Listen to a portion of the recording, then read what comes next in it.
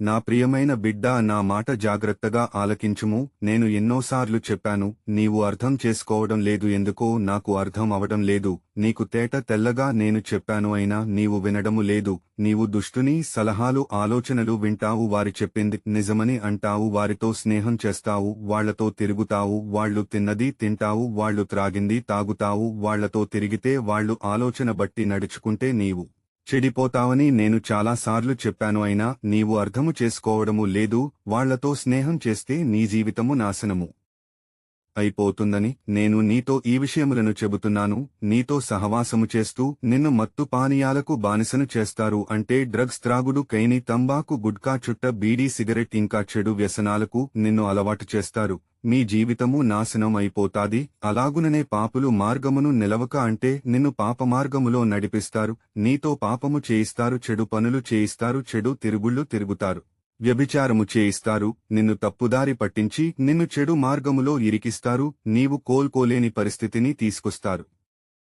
నీవు వారి మాటలు నమ్మి మోసపోతావు. వాళ్ల దగ్గర కూర్చొని వాళ్ల మాటలు విని పాపములో నశించిపోతావు. అపహసకులు కూర్చున్న చోట కూర్చుంటే నీతో జూజము ఆడిస్తారు. పేకాట ఇంకా రకరకాల బెట్టింగ్లు, రకరకాల బెట్టింగు గేములు ఆడించి నీ సొమ్మును దోసుకుంటారు, వినాశనము చేస్తారు. పరిశుద్ధ గ్రంథములోని వాక్యమును చదువుము. కీర్తనల గ్రంథము 1వ అధ్యాయము 1వ వచనము నుండి 6వ వచనము వరకు.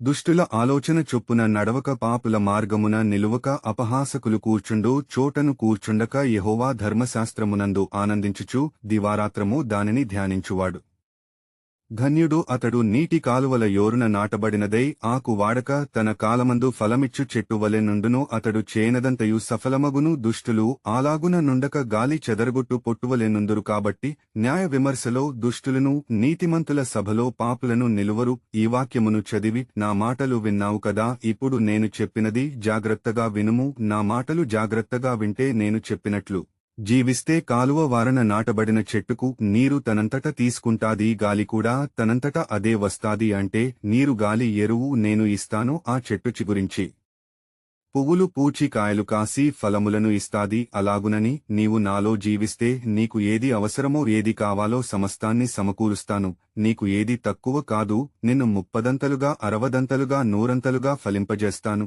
నేను నీ ప్రభువుడను, నీ దేవుడనైన యేసయ్యను మాట ఇస్తున్నాను. ఆమెన్.